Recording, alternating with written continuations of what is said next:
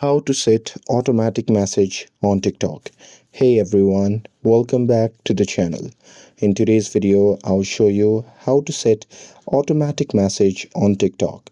So now, without further ado, let's get started. So here, first thing first, open the TikTok app on your phone and make sure that you're logged in to your account.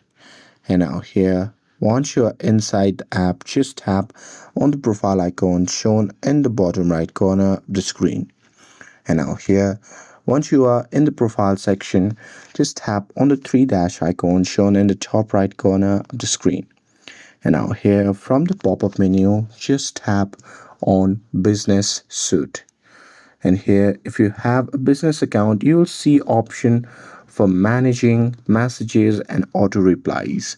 So here, what you can do is just tap on the message center, and there you can just scroll down, and there you'll see the option for managing messages and auto replies as well.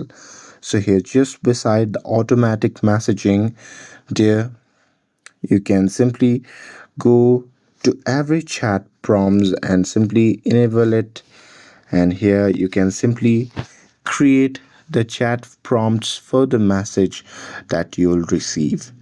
And here you can simply toggle on this chat prompt option, and after that you can simply enter the question prompt and reply message for that as well.